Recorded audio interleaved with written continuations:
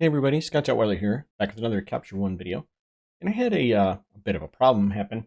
I uninstalled the latest beta of Capture One 21, and in doing so, it actually uninstalled all of my process recipes along with it. So I lost all of my recipes. And because Capture One decides to store these things in the app data directory rather than the documents directory, I didn't have them backed up. So lesson learned, if you do have recipes or custom keyboard shortcuts and all that kind of stuff in the app data directory for Capture One, make sure that you back that up. But my misfortune is your benefit, in that I'm going to rebuild these things, and I would walk through the process with you so you can kind of follow along, understand why I make the decisions I make, and how I make my whole workflow efficient.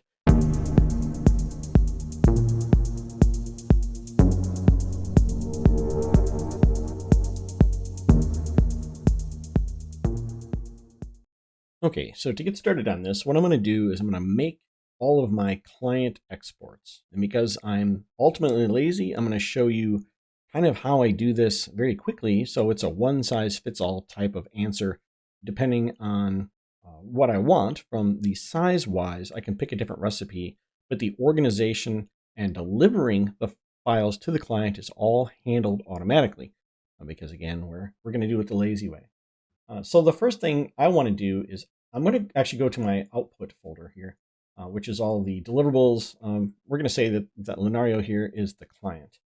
And I need to make it so that these all go directly to her. Now, I don't want to create a process recipe for each client, and I also don't want to have to designate the client each time I output a folder or run the process. So what I'm going to do is actually add metadata to these so that I only have to do it once. And I would do it initially when I create the imported documents, meaning I pull all of them in from my camera. I would at that point assign a job identifier. So I'm going to do that by going over to my output tab, and I have added the metadata tab to this. It's at the bottom here. And you can add that just by right-clicking on any of these headers and choosing Add Tool, and then choosing metadata. Right. So I'm going to go in here, and I'm going to find the job identifier. I have to pick an image first. The job identifier, and I'm going to call this Lunaria. I've only done that to one of them, and I need to do it to all of them. Now I can click one, shift click here, and then like we talked about the video I just uploaded a couple days ago, you can shift click here to synchronize that setting across all images. But sometimes I'll forget one or skip one or something. It's much easier to just go back here to your main tab, to your filters here. And I have added the filter for that. So if you go here and click Show Hide Filters, you go all the way to the bottom and choose Job Identifier. So now I have the job identifier all the way at the bottom. And you can see I have one image with Lunaria and 14 that have nothing. Just pick it up and drag them all to Lunaria. So now all of them have the same identifier, and I'm set. We actually have the hard part done. So I do this for each client. If I'm shooting like a doctor's office, for example, I would call these all by the doctor's office. I wouldn't call them by the individual doctors. We'll talk about how to do that in a second. So let's go ahead and let's start on this recipe. So first thing I want to do is I want to name it that this is going to be a client export. And I like to use all capital letters here just because it sticks out of the list. I wish there were folders for organizing these, but there aren't. So we're just going to keep wishing in that hand. So I'm going to make my full-size printable. This is a file that I want because I'm going to use that for actually sending it to my vendors to print or to my printer.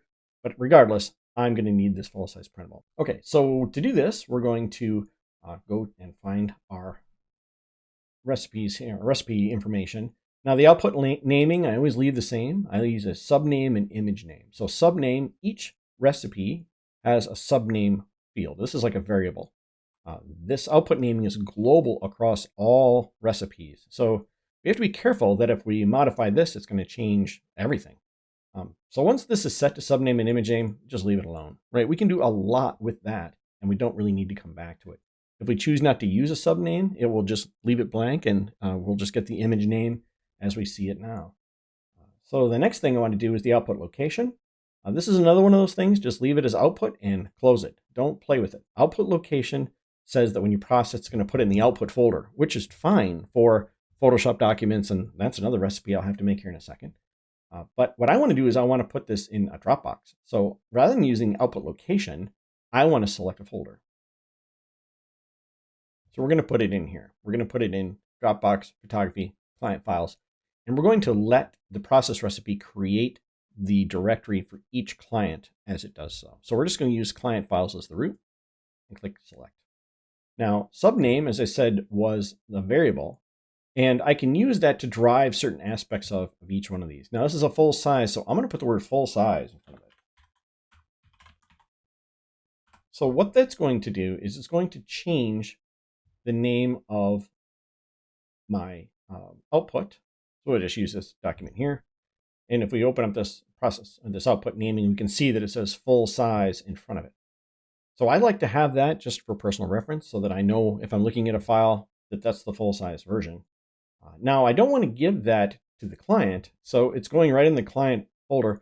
I need to kind of break that up a bit. So first of all, we need to create a folder for the client. So let's go in here and we're going to use our handy job identifier, right? We've already established that for each one of these. So job identifier, and I'm going to create another subdirectory underneath it. I create 2 levels of directory, the stuff I share with the client and the stuff that's private. So this one is private. And then I'm also going to create another one. What is private about it? Is it a billing document? Is it a signed contract? What is it? Well, these are the printables. Again, I keep myself organized so that everything is broken down by directory. I'm just anal that way. So it's going to create a directory called job identifier, which is Linaria, right? Private, printables. And then it's going to put the full size printable into that if everything goes well. So let's try it. Let's click process. We can click this arrow here to check and see what the result is. And we see, sure enough, there's Linaria folder, private, printables, and there's the folder of the file with the new file name. Now that's fine. Let's check out the rest of the process recipe because we didn't do that. I'm not going to want this to be a TIFF. I'm going to want this to be a JPEG. They're always 8-bit, by the way. And the color profile, I'm going to use the one that I use for my printer, which is this one. 300 pixels per inch because it is printable. We do care about this number. If this is an output for the web or your screen, then this is metadata and it really doesn't matter, but you can put it to 72 if it makes you feel better. The scale is fixed. I've always been told to check this box to say never upscale, but if you're printing it 100% anyway, what does upscaling mean at that point? And I don't want to open it with anything. So this constitutes pretty much everything I'm going to want to do. I do leave all this metadata attached to this point, and I do not watermark my printed documents. So that will export that. Let's try it again. And we see that it is exported again, but this time as the JPEG, which is what we want to keep. And we'll just get rid of this. So there we go. That worked out great. Now let's create one more, but we're going to do that for social media for the client because I do want the client to have a social media copy that they can post and share and brag about because that's free advertising. So we're going to duplicate this.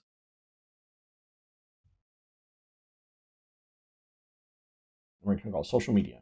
So there's a few things we're going to change, of course. First of all, the quality is lower. 80 is fine. It makes the file a lot smaller.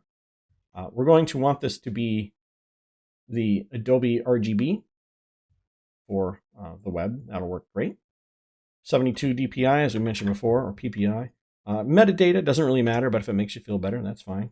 The scale we want on the long edge, we're going to change this to be maybe 1600, something like that. That's pretty reasonable. That'll look nice. And of course, we don't want to open that with anything. Now, a couple other changes. Let's use this image here. I'm going to want to watermark this. So I'm going to go to watermark. I'm going to choose image. And I'm going to pick an image. Now I'll keep all my watermarks in one folder of my watermark signatures here. And I have my boudoir brand of a black and white version of my signature. And then I have a black and white version of my high school senior signature. So let's say we choose the black one here and click open. And I'm going to scale that down and put it someplace that's not distracting to the viewer. Now realize too, if you have more than one image selected, that this will be watermarked across both images in approximately the same location. So if we have a dark one, for example, this is a poor watermark for this image. So you may end up processing more than one recipe with a different watermark if you do happen to have situations like this, or a watermark that you move around like I do. If you just do simple text at the bottom or a simple logo in the bottom corner, then you can go whole hog on this thing and be fine. In my case, though, I'm just going to go ahead and stick that in the corner. And is there anything else that I need to include? I don't worry, again, about hiding any of this information from the client. Respecting the clock, not sharpening, I don't sharpen. And I'm going to change the naming here to social media. And we're not going to put it in private anymore, right? I want to change this whole thing. We're going to put it in shared. And we're going to put it in social media. So shared social media. And that'll be good. I do want to create one more, and it'll be pretty quick, of the digital that I do want to give to the client. So we're going to call this one, I call this a digital print. I don't know why, but that's what I call it. And a digital print is similar, except I call this digital print. I'm going to change its location again to shared, but this time digital prints. Okay, so let's make some changes here. I'm going to put this at 80, 300 pixels per inch because it is printable. I know some people who knock this number down a bit, so like to 240. So if they try and print it bigger than 8 by 10 or 8 by 12, it starts to get messy. And then accordingly, the long edge would be 12 inches. Oops, 12 inches. So that if they print it, that's as big as it should really print.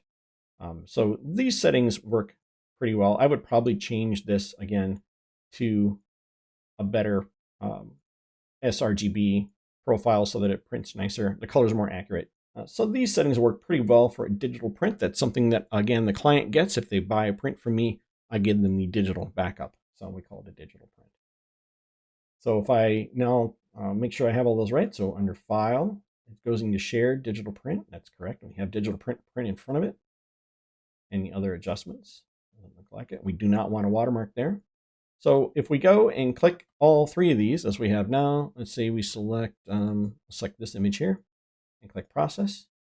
Let's go see what that does. So back here, Client Files, Linaria, we have private and shared. So I would then right click and share this Dropbox link with the client.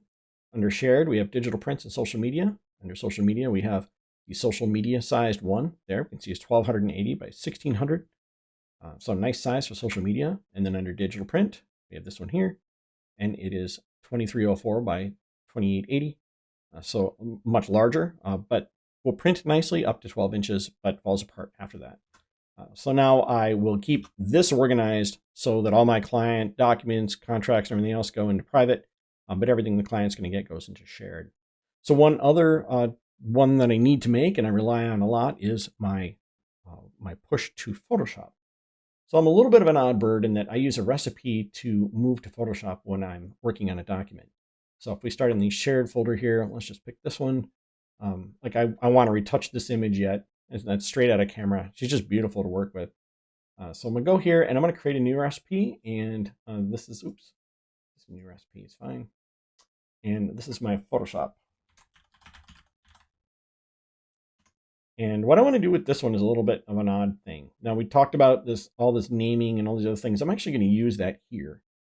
So I like to change the name when I move it to Photoshop because I want to know what this is. Like this name here, this SED2362 is meaningless to me. So I'd like to make that something that's a little sane. So what I'm going to do is I'm going to go in here and I'm going to use the description. So we need to put a description. And I also would like to put in front of the description, I'd like to put the date.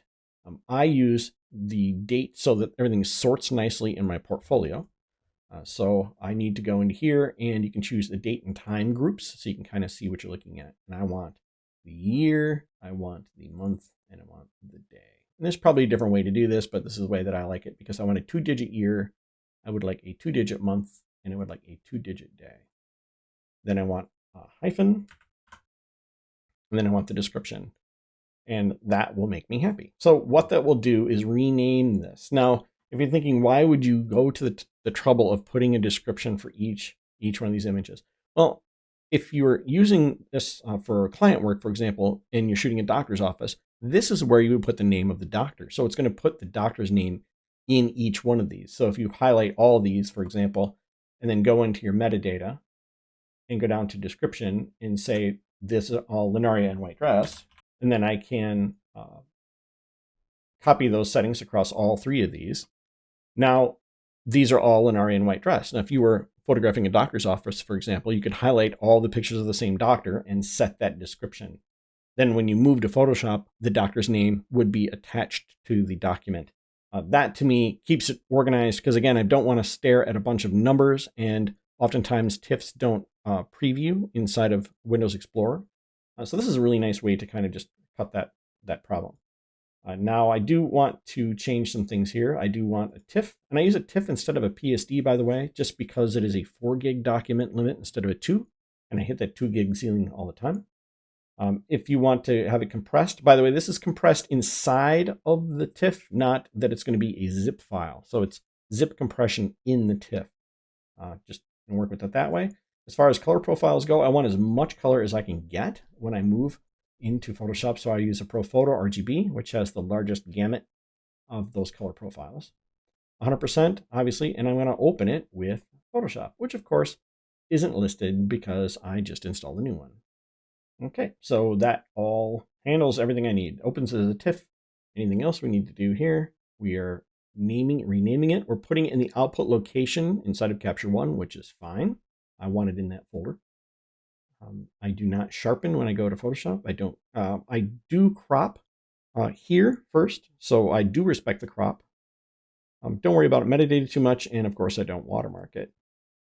So let's try that with one of these images just to see if it works great. Click here. So we have this, again, checking the description. It should say Lunaria in white dress, and we can see the file name is very lame. So let's process this. Go to our output location. You can see, by the way, that I have tripped over this before because the word empty name is in here. So if you forget to put a description, you're going to be handed this lovely thing. Rather than not putting something, it will put the word, because it is an IPTC, it's hard to say, variable. Rather than just not putting something, it goes ahead and gives you this handy empty name thing to let you know that you forgot to do it. Okay, and sure enough, we can see our image here with the date in front of it, and then Lunaria in white dress, and then the file name. So this is just really the way that I prefer to work. And then, of course, it is already open in Photoshop for me to edit.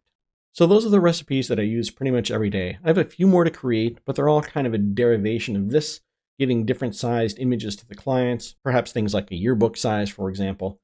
All need to be done in here. If you're a person who gives a client, I'll say a profile for Twitter with a square crop or Facebook image sizes, then you could create different recipes for all those as well. What did you think of this process? Was this a little different than what you're doing? Is there any bit of wisdom that that you took away from this?